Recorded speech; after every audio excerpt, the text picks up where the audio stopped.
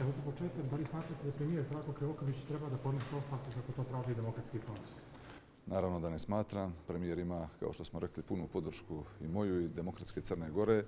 Mi smo se nakon parlamentarnih izbora zalagali za jedan drugačiji, kao što se sjećate, model vlade. Zalagali smo se za model političke vlade, ali 4. decembra kada smo izabrali tu vladu, saopštili smo da ćemo biti iskreni podržavaoci. I vidjeli ste Demokratska Crna Gora, da vas podsjetim, partija koja je najjača parlamentarna partija u većini, partija koja je na izborima u Nikšiću i Herceg Novom potvrdila svoj rast, i ako bi ko danas mogao da govori o legitimitetu, i ako bi ko danas mogao u Crnoj Gori politički nešto da traži i uslovljava, vjerovatno bi to bila Demokratska Crna Gora.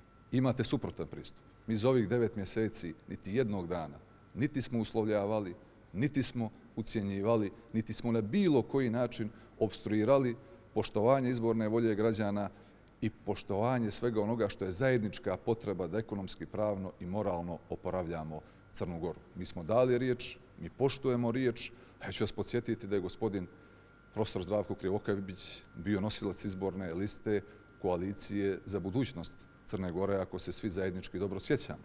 Da je ta izborna lista koju je predvodio profesor Krivokapić ostvarila 27 mandata. Da profesor Krivokapić je predvodio listu, vodio kampanju, a nije imao ni jednog svog čovjeka ili svog predstavnika u prvih 30 na toj listi. Tada, u toj izbornoj kampanji, u tom avgustu mjesecu, nisam čuo ovakve kvalifikacije i ovakve riječi na račun gospodina Krivokapića od onih ili dijela onih koji su zajedno sa njim činili tu koaliciju. Da je tada to saopšteno, da je tada to rečeno građanima Crne Gore, ja bih onda mogao da kažem da su oni bili otvoreni, da su bili transparentni, ali imali smo drugačiji pristup. Tada je bio timski pristup, tada ništa od ovoga nije rečeno građanima Crne Gore, osvojilo se 27 mandata i dan nakon parlamentarnih izbora je prestala da cvjeta ljubav. Ono što ja žalim u Crnoj Gori, što nemamo kao u nekim drugim evropskim zemljama, a to je da imamo zakonsku obavezu da svi politički subjekti, sve parlamentarne partije, sve političke partije u zemlji moraju samostalno da nastupe na izborima, da se tu parlamentarne partije izmjere, da izmjere vrijednost svojih programa, svojih ideja, svojih kadrovskih rješenja i da onda imamo jasnu sliku ko ima koliki legitimitet u političkom spektru Crne Gore. Kod nas su neka, naravno, druga rješenja, druge mogućnosti, poštujemo i uvažavamo, ali hajde malo da neko pogleda i ka nama, koji iz ovih 9 mjeseci konstantno rastemo, imamo izuzetnu snagu, a toliko smo kooperativni, toliko smo iskreni i toliko smo pošteni partneri. Bili smo i jesmo i bit ćemo partneri ovoj vladi, a ponavljam, svako ko misli drugačije ima naravno laku i jednostavnu mogućnost da testira legitimitet, kao što sam rekao i prije nekoliko dana. Da li to znači da ćemo nove izbore da imamo? Ja o tome nisam govorio i ja vam kažem da Demokratska Crna Gora poštuje ono što je obećala 4. decembra i to je pokazala i pokazuje na svakom koraku, podržava ovu vladu, podržavaće ovu vladu. Ako premijer i ova vlada budu smatrali da im treba osvježenje, da im treba osnaživanje, i tu ćemo biti njihovi partneri i u tome ćemo ih podržati. Poštujemo izbornu volju građana. Ako neko drugi, jer nismo mi ti koji osporavamo legitimitet ove vlade, misli drugačije, može to vrlo lako i vrlo jednostavno da testira. Kako onda gledate na poziv za potpisivanje novog sporazuma sa DF-om i Saurom? Da li on za vas prihvatljiv? Ja mislim da je zaista, posle svega što sam rekao i danas i prije nekoliko dana, izlišno to i komentarisati. Zaista nemam neki poseban komentar na ono što sam imao prilike da pročitam. Mi smo imali izbore 30. augusta, imali smo konstituisanje vlasti, konstituisana je zakonodavna vlast, konstituisana je izvršna vlast. Naravno, tamo gdje je u skladu sa zakonom postojala mogućnost, političke partije su i kandidovale određene pojedince i sav taj proces je tekao i praktično je blizu finalizacije. Tako da je to konstituisanje vlasti, a koalicioni sporazum prethodi konstituisanju vlasti. Ova vlast je konstituisana kada govorimo i o zakonodavnoj i izvršnoj vlasti. Sada neka drugi tumače političko djelovanje, izjave koje imamo prilike da čujemo, tumačenja, komentare. Ja sam rekao ono što sam mislio da treba reći u ovom trenutku i ponavljam i pozivam da svi pogledaju način kako se ophodi demokratska Crna Gora, jer mislim da je to jedan obrazac poštovanja izborne volje građana Crne Gore. Vidjeli smo jučer na Odboru za ljudska prava različito u vladajućoj većini da se gleda na rezoluciju o Srebrenici. Kako će poslanici demokratske Crne Gore glasati kada to dođe na dnevni red? Pa, kada dođe to na dnevni red, tome prethodi naravno pretres, prethodi rasprava, prethode mogući neki amandmani, pa ćemo sagledavajući pretres, rezultat rasprave, potencijalne amandmane, odnos predlagača prema podnosiocima amandmana i prema samoj suštini amandmana, se mi kao i u svakom drugom predlogu akta koji je na dnevnom redu na klubu poslanika u konačnom dogovoriti kako ćemo glasati. Vi znate da sam ja više puta saopštio da je puno pravosudno nesporno da se u Srebrenici desio genocid i da je to naravno negdje potvrđeno i deklaracijom koju je Skupština Crne Gore usvojila još 2009. godine, a kao odgovor na rezoluciju Evropskog parlamenta koja je usvojena nešto prije tog trenutka i tog vremena, naravno, znači kao što sam i više puta rekao, pravosudno je nesporno se desio genocid i u toj presudi Međunarodnog suda je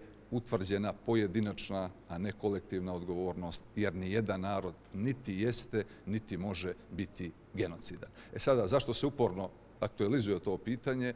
A evo, kaže vam to neko ko ima jasan potpuno i nedvosmislen stav od prvog trenutka ka tom pitanju, kad sam postao predsjednik Crnogorskog parlamenta i zašto to aktualizuju naše kolege koje to nisu aktualizovali u brojnim godinama kada su oni bili dio parlamentarne većine. Mislim da je negdje odgovor jasan, ali što se tiče mene lično i demokratske Crne Gore, više smo puta saopštili jasan i nedvosmislen stav u odnosu na ono što je međunarodna presuda suda koji je utvrdio postojanje genocida u Srebrenici, ponavljam, kao čina pojedinačne, a ne kolektivne odgovornosti, jer, ponavljam, jedan narod niti jeste, niti može biti genocidan.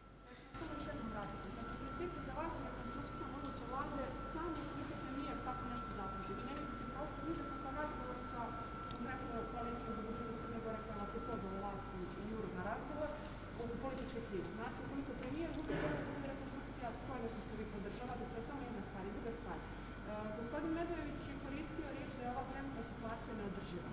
Vama je jasno da u ovakvoj situaciji gde vjerojatno neće podržati budžet. To već stvara ozbiljne probleme u zemlji. Budžet, znači, juče je trebao da počne da se primjenjuje novi budžet, očigledno do toga neće doći. Funkcionisati to prave brojne probleme. Da li je za vas ova situacija trenutno politička neodrživa? Ja mogu govoriti iz svog ugla, iz ugla partije koju predstavljam, jer u tom dijelu nosim odgovornost. Apsolutno nema partije koju predvodim, poslanici sa kojima zajedno činim klub, bilo kakvu odgovornost za stanje u kojem se trenutno nalazimo. Naravno, rekao sam da smo mi 4. decembra saopštili da ćemo biti iskreni partneri i podržavaoci ove vlade. Od tog 4. decembra, ne da se nije sačekalo 100 ili 200 dana, da se da šansa toj vladi, već smo svakog dana, na svakom koraku imali saplitanje, obstrukcije i napade na tu vladu. Vladu koja je preuzela Crnu Goru u najtežem ekonomskom, socijalnom i epidemiološkom trenutku, vjerovatno u njenoj istoriji. Zato vam i kažem kakav je naš odnos. A svakako na parlamentarnoj većini sa kojom mi svakodnevno naravno u Skupštini razgovaramo. Ja kao predsjednik Skupštine imam urednu komunikaciju sa šefovima poslaničkih klubova, parlament radi, funkcioniše, vidite ovo svakodnevno ovih mjesec dana, donijeli smo mnogo značajnih zakona za ovu zemlju, za ovaj narod i za ove građane. Riješili smo problem zakona o slobodi vjeroispovijesti za koji smo sada dobili podršku Parlamentarne skupštine Savjeta Evrope. Usvojili smo set izvanrednih zakona koji su iz socijalne komponente vratili dječji dodatak, besplatne udžbenike, povećali minimalnu zaradu, povećali staračke naknade. Evo počinje sa radom i nacionalna aviokompanija, iako je prije 3-4 mjeseca bilo skepse da li će i kada ili ikada polećeti i krenuti avion i krenuti da radi ta aviokompanija. Dešavaju se i mnoge pozitivne stvari. Meni je žao zbog ovih političkih momenata, meni je žao zašto svi zaista iskreno ne podržavamo sve ono što je potreba da ova vlada, a ja vam ponavljam, sam se zalagao za drugačiji model i koncept ove vlade, Tako da vam ja nisam adresa ni za odgovor na to pitanje, ni za odgovor pitanja o obstrukcijama koji postoje političkoj održivosti ili ti neodrživosti. Ja vam kažem, u politici, u demokratiji parlamentarnoj, svak onaj koji smatra drugačije ima mogućnost da to testira ili da to jasno iskaže. Ako zaista u to vjeruje, ako to misli o tim pojedincima i o toj vladi, to vrlo lako može i da pretoči i to vrlo lako može i da testira. Da li smatram da može bolje? Uvijek naravno može bolje. Da li smatram da treba svi odgovornije da se odnose prema građanima i prema izbornoj volji građana? Svakako da smatram. Da li smatram da je potrebno hitno usvajanje budžeta? Smatram, pozivam, koji partije koji predvodim svakim danom. Mi smo od prvog dana spremni, od kada je završena rasprava, istog dana smo bili spremni da glasamo za budžet. Spremni smo i danas. Razumijem, ima amandmana, nije mali broj amandmana. Potrebne su konsultacije vlade i političkih subjekata, odnosno klubova poslanika koji su podnijeli amandmane kako bi se usaglasila. Sve to mora mnogo brže, mnogo intenzivnije i ja pozivam, i s time zaključujem, i na međusobno uvažavanje, i poštovanje, i razumijevanje, i dijalog. I slažem se sa vama da je potreban, naravno, razgovor i da je potreban dijalog između predstavnika i rukovodstva vlade i između parlamentarne većine koja iznosi ovakve primjedbe, jer dijalog i razgovor je najbolji put do rješenja i do rješenja koje bi značilo stabilizaciju, da kažem, tako uslovno rečeno, prilika.